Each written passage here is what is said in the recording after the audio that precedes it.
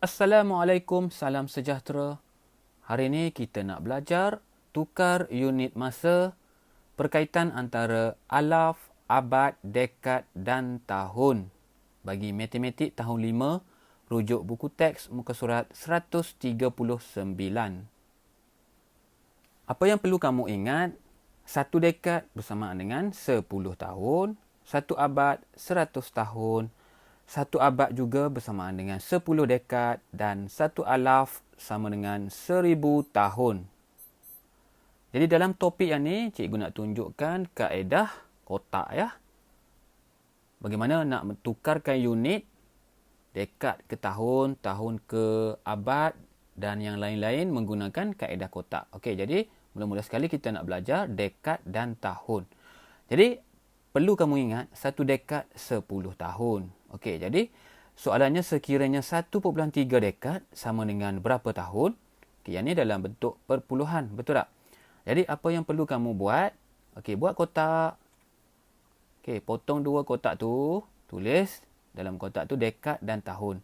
Jadi buat titik, letakkan titik. Jadi sekarang ni 1.3 dekad. Jadi mudah saja masukkan nilai 1.3 dekad.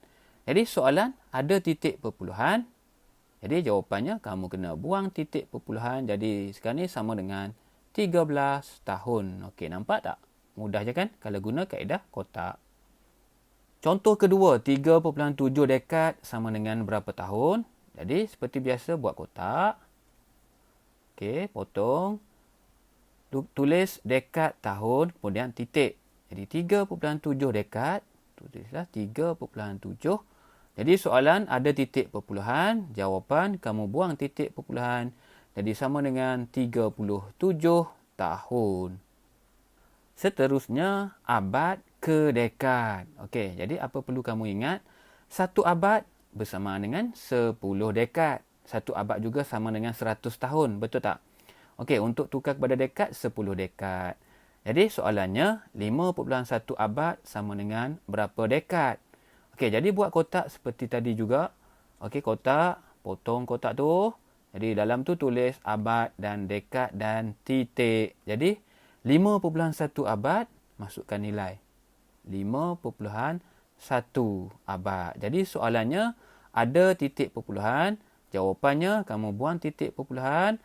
Kamu baca di sini dapat 51. Betul? Jadi jawapannya 51 dekad. Kita lihat contoh yang kedua, 1.1 abad sama dengan berapa dekad?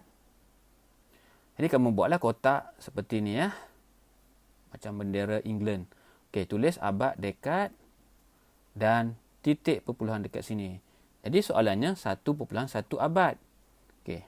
Jadi satu abad tadi kamu ingat ya, satu abad 10 dekad ah. Jadi satu kotak saja. Jadi 1.1 1.1.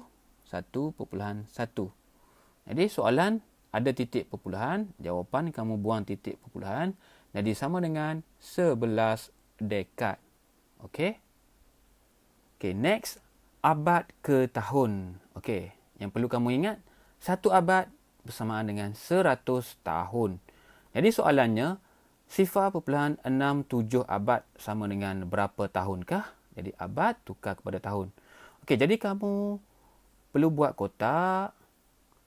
Okey, kotak macam ni. Kemudian dalam tu tulis abad dan tahun. Okey, kena ingat ya. Titik perpuluhan jangan lupa. Kemudian yang ni ya, 100 tahun. Ada dua sifar. Dua sifar bermaksud dua kotak. Okey, yang ni satu, yang ni satu. Okey. Jadi semua sekali bawah tu ada 3 kotak. Kemudian soalannya 0.67 abad. Jadi masukkan nilai lah 0.67 abad. Jadi jawapannya, soalan ada titik perpuluhan, jawapan buang titik perpuluhan.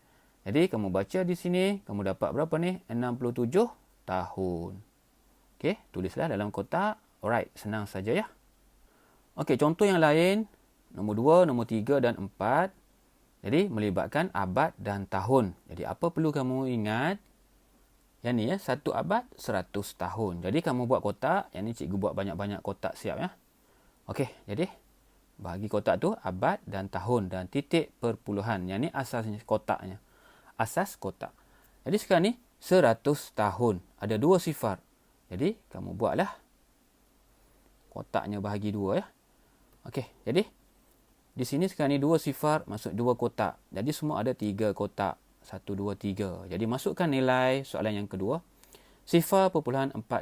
0.45. Jadi soalan ada titik perpuluhan, jawapan buang titik perpuluhan. Jadi kamu baca di sini abadnya sifar 45 tahun. Tulislah 45 tahun. Soalan yang ketiga 1.01 abad.